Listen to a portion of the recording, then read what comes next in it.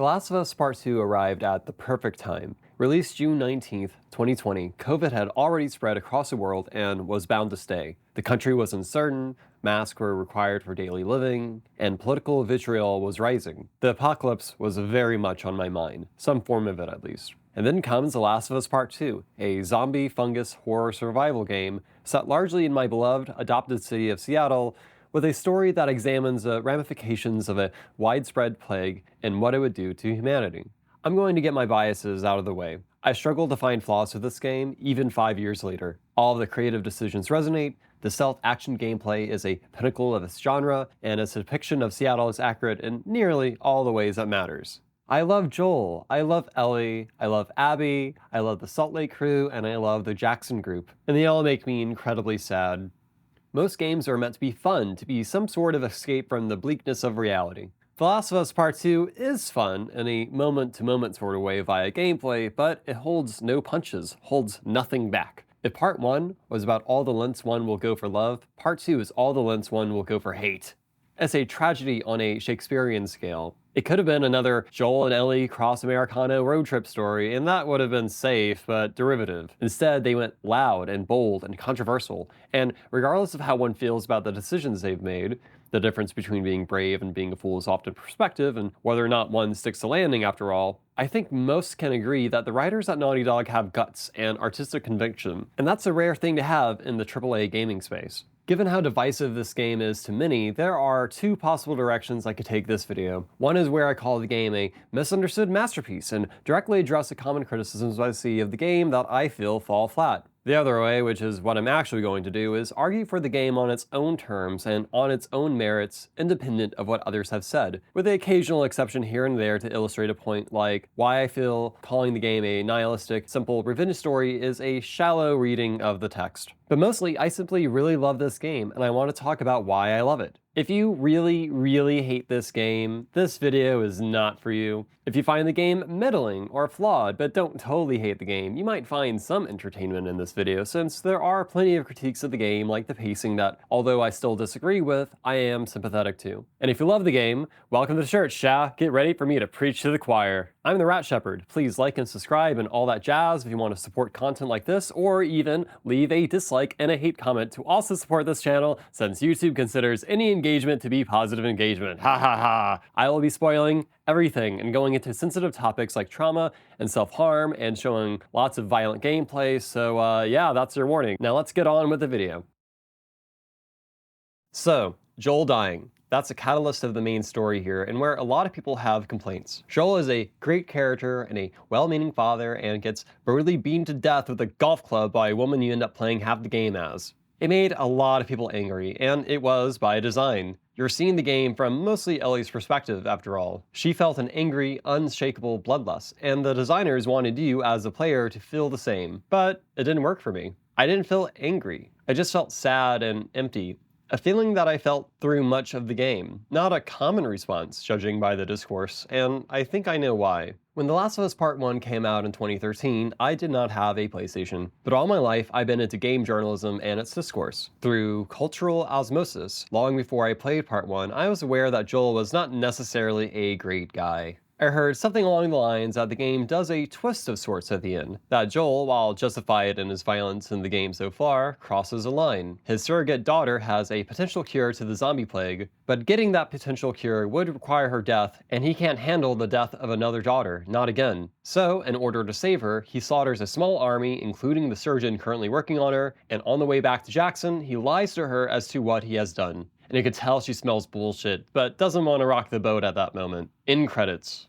So, by the time I actually played Part 1, on my first playthrough, I was already primed to notice moments of vulnerability and selfishness from Joel. He all but admits to Ellie that he was once a bandit himself who likely killed women and children. His brother Tommy talks openly about those traumatic years with them. And when he interrogates the two religious cannibals who know the location of Ellie, he does so with ease, a well-practiced violence befitting a man who survived so long in this harsh world. So when the moment arrives, when you, as a player, is forced to mow down wave after wave after wave of Firefly soldiers and everything else, I was like, yeah, This makes sense. He's a damaged man protecting what is basically his daughter. Most people would do the same. However, what you would do and what is the morally correct thing to do in a situation is sometimes not the same, and I think people confuse the two. See, the ending of part 1 is just a philosophical trolley problem brought to life in a fungus zombie drama. There is a trolley coming, and you have access to a lever that will change the direction of the tracks. On one set of tracks is a dozen random people. On the other set of tracks is your loved one, your mom, your partner, your dog, whatever. Someone you know personally. Who do you sacrifice? Who do you save? From a utilitarian perspective, that's an easy one to answer. You save the most people. Duh, since a dozen dead people is worse than one dead person. But that's way easier to say than actually do, especially when that person is someone you love. Choosing the person you know over the many people you don't know makes sense and is very human. But it is also morally wrong. And Joel makes the wrong choice here, given that sacrificing Ellie would not just save a few dozen people, but potentially all of humanity, given enough time and resources and some other caveats. I've seen some debate on whether or not the vaccines would work, given that you can't really make a vaccine against fungus diseases. The thing is, it really doesn't matter. For one, the game treats the vaccine as a real possibility. After all, the game already allows the concept of fungus zombies, so a fungus zombie cure is not unreasonable. 2, it being real or not has no impact at all on Joel's decision making. It could have cured the world literally the next day, and Joel would still be storming the operating room, guns blazing. My point with saying all this is that one way or another, and I say this empathetically with love, Joel had it coming. I'm not defending Abby's actions either. Vigilante justice is bad, but if not from Abby, then someone else. This is even mentioned in dialogue between Ellie and Dina somewhere, as they try to narrow down why Joel was killed. Any of this jogging memories of stuff Joel said about his past? Nothing new. What are the chances he did stuff that you don't know about? High. He wasn't very big on sharing. I wonder what Tommy's making of all this.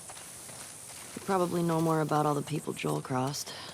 The list of people who want Joel dead is long, and Ellie knows this. Another point is that from a character arc perspective, Joel has nowhere to go. Until I actually started playing Part 2, I thought having a sequel to Part 1 was unnecessary. If they repeated a similar structure to Part 1, i.e. an Americana road trip with Ellie and Joel with friends, that would have been derivative and hollow. If he had a change of heart and genuinely apologized for what he did, that would negate Part 1's somewhat morally gray ending. No, he had to both face the consequences of his actions and also refuse to change for a sequel to work. And although I disagree with what Joel did at the hospital, I do admire his conviction, and I admire how, despite it all, he tries really hard to be a good dad. He's a great character from a story perspective. Honestly, my biggest gripe with him, more than killing the doctor working on Ellie, is that he lies about it repeatedly until Ellie forces him to confess what he did. Now, lying to Ellie while driving away from the hospital minutes after what occurred, sure, I could forgive that. That's a freebie. He's still processing what he's done. Ellie's just waking up. It's all very confusing.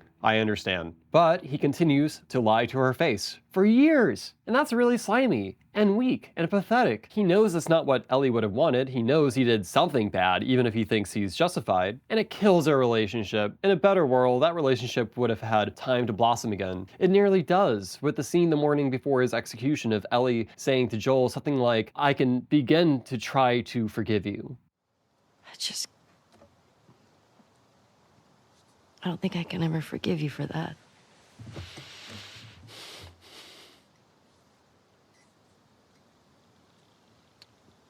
But I would like to try.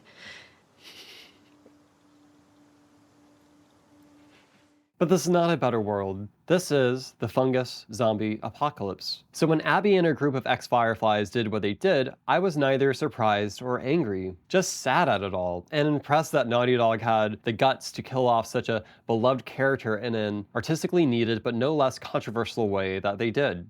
This leads Ellie down a dark, terrible path. For 3 days in Seattle, she pursues Abby, killing any WLF soldier and former Firefly in her wake. Sure, they shot first, those instances of self-defense are justified to an extent, but then she tortures Nora for information. And then when she arrives at the location Nora gave her, Abby is not there, but Owen and Mel are. She attempts an interrogation, much like how we saw Joel do in the previous game, but try as she might, she is not Joel. She loses her composure, she lets her guard down, and Owen, held at gunpoint, sees an opportunity and tries to take her gun. And it all gets fucked up. In moments, Ellie is staring at two corpses with no new information as she realizes that Mel was pregnant. Ellie, Tommy, and Jesse return to what in real life would be the Paramount Theater, which has been their safe house, and then Abby emerges, shoots Jesse dead, shoots Tommy in the head, and the scene fades to black after Abby points the gun at Ellie and says, "You killed my friends. We let you both live, and you wasted it." Then there's a flashback to 4 years before, and you play as a younger Abby. You meet her dad, and then you see, from her perspective, the ramifications of Joel's actions later that day. And when that section ends, I'm sure most players are like, whew, well that was a fun diversion from that cliffhanger. Can't wait to get back to Ellie in the present day and see what happens. And then, from the black screen emerges the text, Seattle, Day 1, just like what we saw with Ellie. And then we see Abby reading the real-life book, City of Thieves, in the gym of the stadium. And we're back in her shoes again. It's at this point that playing Abby is clearly not a gimmick. It's at this point in the game I was realizing that I was going to spend nearly half the game with her. I remember shouting at my TV when I realized what was happening. "No fucking way," I said. "Naughty Dog got some balls." From a writing perspective, getting characters invested in any POV change, but especially halfway through a piece of media where everyone already loves the main character, is difficult. To do so with a character who is literally the main character's villain is insane. One of those things that's amazing if it works for you and terrible if it doesn't. Obviously for me, it was a bold narrative decision that absolutely worked. I'd rather have a drink with Ellie than Abby if I met them in real life, but playing as Ellie, doing all the things she did, was hurting my soul, and I was just so curious to learn more about the perspective of Joel's killer. Like I said earlier, vigilante justice is wrong and Joel should not have been killed, but at the same time, I sympathize with Abby wanting justice for her father's killer. So, time traveling back to Seattle Day 1, Day 2, Day 3, we get to meet, from Abby's perspective, the group that hunted down Joel. These people who traveled hundreds of miles to kill an old man who harmed the community of Jackson and who broke Ellie's heart, and they're so normal, and they have their own things going on. These members of the WLF, who you killed so many of playing as Ellie that were for her just faceless assholes in her way of revenge, they're just a bunch of guys who are caught up in their own war against another Seattle faction, the Seraphites, an anti-technology religious order who have they been beefing with for years. Part 2 isn't just a revenge story, although yes, that's a big part of it, with Abby getting revenge on Joel for killing her dad, and now Ellie getting revenge on Abby for killing her dad. It's an examination of the cycle of violence, and the ways it perpetuates itself, and the way that cycle can end. The Wolves and the Seraphites have tried ceasefires, have tried peace, but by one party or another, that peace is broken. And because that peace is broken, the other side wants revenge, and then that side wants retribution, and on and on and on. This political conflict escalates to the point that the leader of the Wolves, Isaac, sees that the only way for peace is total annihilation at any cost. He directs an all-out assault on Seraphite Island to mass all his soldiers and kill Every last one of them. much like how Ellie sought to do with the ex-Firefly group. It's a short-sighted, foolish move. It cost him his life and apparently most of the soldiers involved.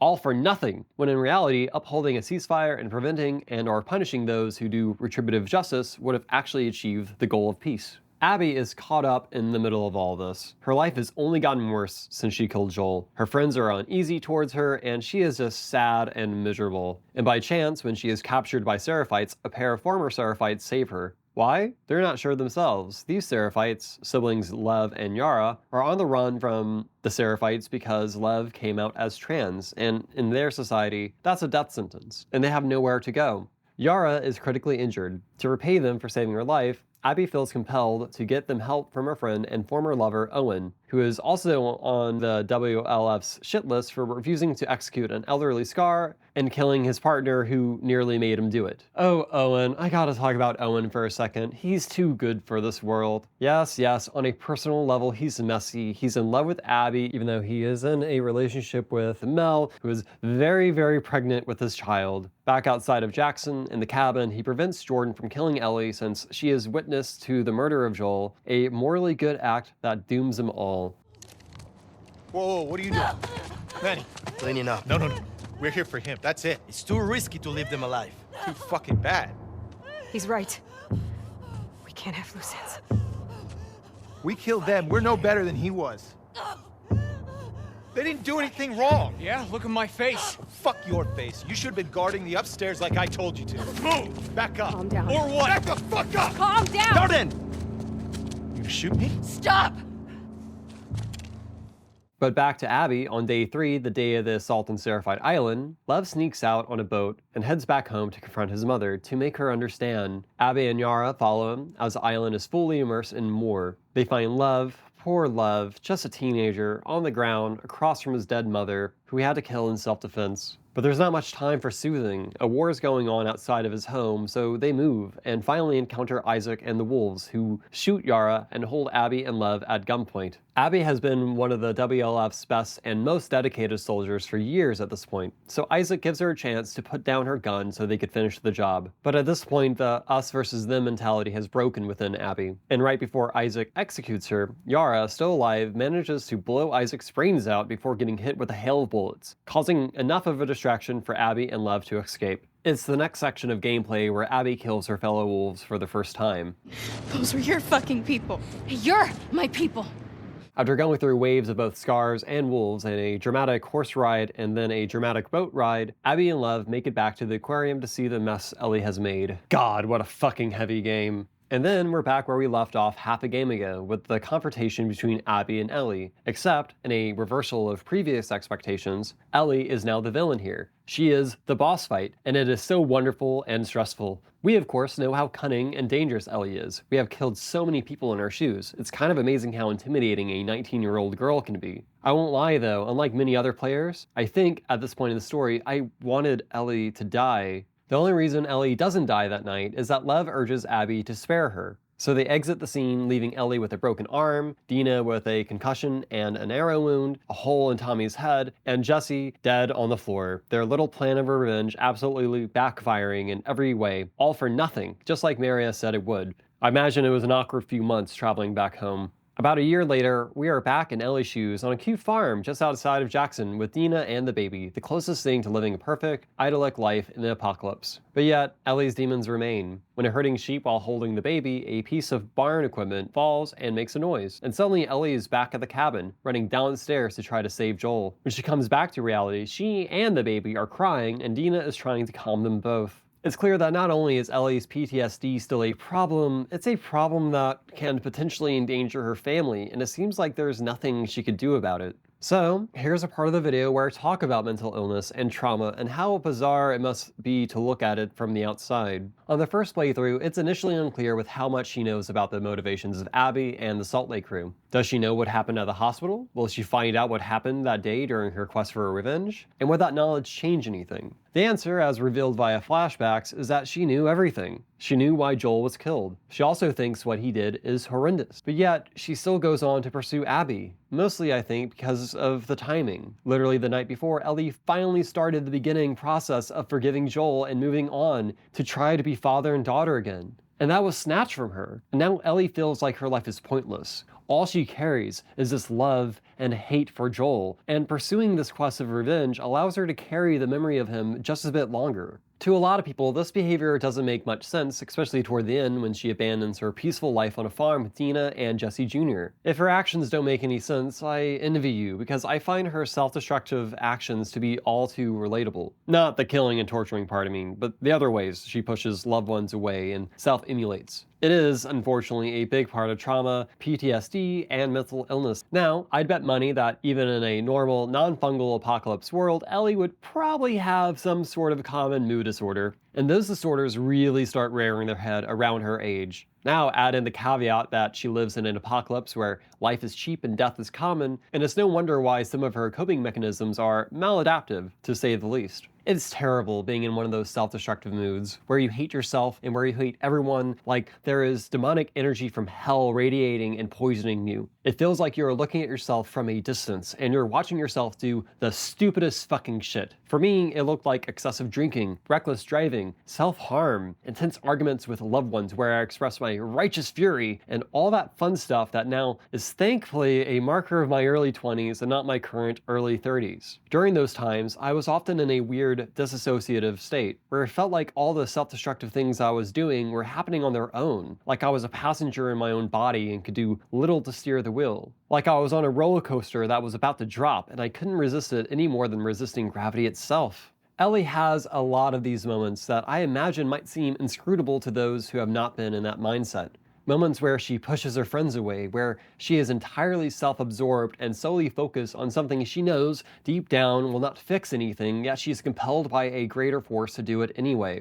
She is, throughout the game, suicidal, but not in the way suicidal people are often depicted, but more so she is suicidal in a passive way.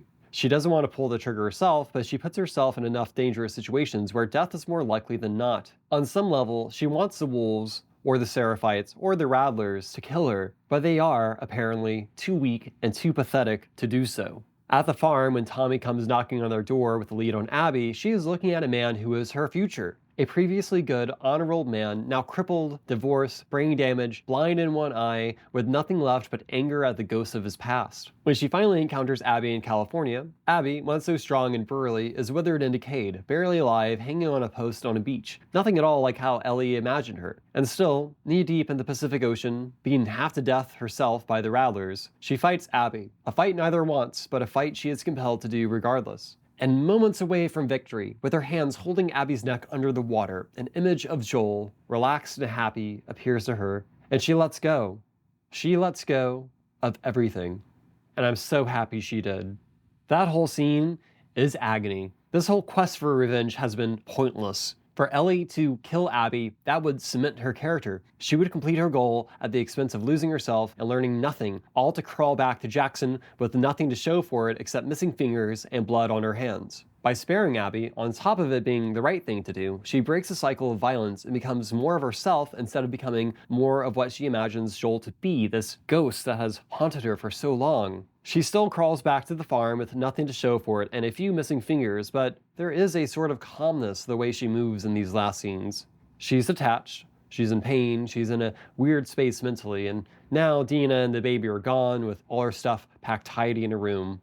She tries to play the guitar, her main connection to Joel, Joel's main artistic outlet, but she can't with the missing fingers and all that. This last scene is so many things to me. There's a lot of sadness here, of course, from seeing the empty house to leaving the guitar, but there's also something hopeful about it, about Ellie being able to move on. She hasn't started healing yet, and it will be a while, but like the tentative forgiveness Ellie gave to Joel way back when the game started, now the forgiveness and healing can begin with herself. Combined with the implication that Lev and Abby made contact with the Fireflies in Santa Monica, despite how exhausting this game is, I found the ending in the game as a whole to be hopeful. Still exhausting and arduous as a whole, but hopeful at the end. That was a lot. However, I still want to talk about the actual gameplay of the game and the graphics and the music before concluding the video, so let's get to it. I'm running the remastered version on PlayStation 5, but even on older hardware at release, Part 2 is still one of the prettiest games out there. There are plenty of critiques on the overloaded, poorly optimized trends of AAA gaming studios that prioritize pretty pixels over everything else, but Naughty Dog is the one studio aside from maybe Rockstar that justifies its budget of realistic graphics. As a photographer who loves shooting in the available light I have without the aid of flashes and whatever, the lighting in this game, especially in darker areas where there's not much light around, is perfection. It's astonishing how accurate they got Seattle's myriad of greens and grays right. I could practically feel the dampness in the air. But it's not just the lighting or the scenery. Many studios can pull that off to various degrees. What most other studios, like Ubisoft, struggle to do as well as Naughty Dog is capturing the actors themselves, their movement, their acting, and translating that into gameplay. They're truly in a league of their own. This is what it looks like when you give the most talented artists and programmers nearly an infinite amount of time and money and then make them work like slaves to achieve it. Honestly, I'd rather they do it without the crunch. That seems pretty bad, but while we have this game, we may as well appreciate what they did. Sound design is also on point, with wonderfully sparse and somber banjo and classical guitar soundscapes, and the sound design more broadly is just perfect. Guns have an oomph and a loudness to them, and there are so many wonderful audio cues to tell players both Abby's and Ellie's state of mind, including a whole system that recreates how much their breathing and heart rate is given whatever actions they're taking, as well as the rustling of leaves, or the sound of rain, or the whistles that the Seraphites use to communicate with each other. I love the motif of playing guitar and how it connects Ellie to Joel, and had fun strumming on guitars for gameplay, especially the Take On Me cover that Ellie sings to Dina in Seattle. Talking away. I don't know what I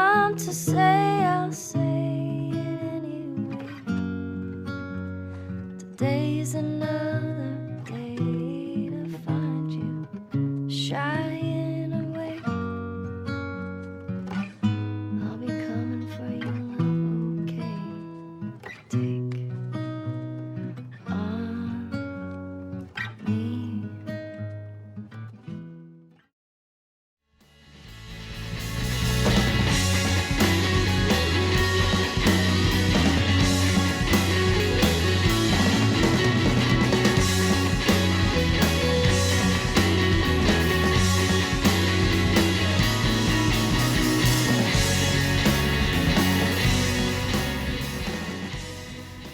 This is easily the current pinnacle of stealth action gameplay, and it's not even close. Some of my favorite games ever are Splinter Cell Chaos Theory and the Dishonored games. This scratches that itch in the best possible way. The game is at its best when you play it mostly stealthily until you fuck up, leading to a tense game of cat and mouse with your enemies, the hunted becoming the prey and the prey becoming the hunted, which to me ends up being more fun and stressful than simply going all aggression or all stealth. It sounds silly, but it's true. One way the game vastly improves on the first game is giving us two new verbs, dodging and the ability to go prone on our bellies. Wow, how revolutionary. But like, it is, actually.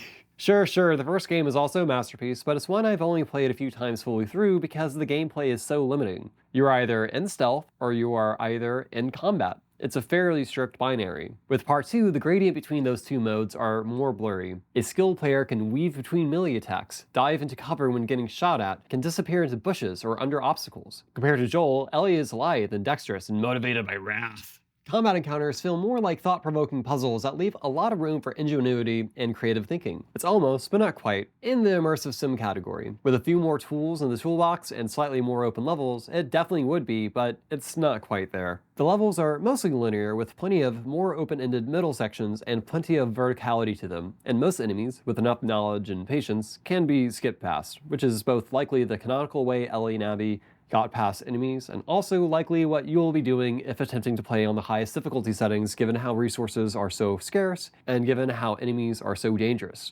Speaking of difficulty, I love how robust the settings are, allowing you to change anything from how much damage you could take and dish out, to how many resources are in the game, how difficult or easy stealth is, and how smart the AI can be. Meaning that regardless of your skill as a player or whether you want a more tense or a relaxing gaming session, you could find a mix that works best for you. I also like the amount of accessibility options and cheat codes you get. My favorite one allows you to slow down time when aiming when you brush the touchpad on the controller. I try not to abuse it too often. I justify it in my head with the logic of, well, I'm not good at guns or aiming in real life, but Abby and Ellie certainly are, so slowing down time to land an occasional headshot doesn't really break anything. That said, regardless of your own player skill and investment, I really recommend at least putting the enemy AI difficulty to grounded, and maybe even the stealth part as well, if nothing else. Enemy intelligence on grounded is frankly insane and can almost fool me into thinking they're real humans. They will react to your moves accordingly and foil your plans. You will be flanked, you will be outgunned, and likely nearly outmatched. But the added difficulty really adds to the immersion of it all, truly making every moment-to-moment decision you make feel important. Something that I also recommend on a second playthrough is to play through at least some combat encounters with infinite ammo and crafting with the difficulty set to grounded. It completely changes the feel of the game in an equally awesome but different kind of way. No longer a resource-based stealth game, it becomes what I imagine a solid John Wick game would be, and it's a blast. I really can't harp more on how good the actual game part of The Last of Us Part 2 is.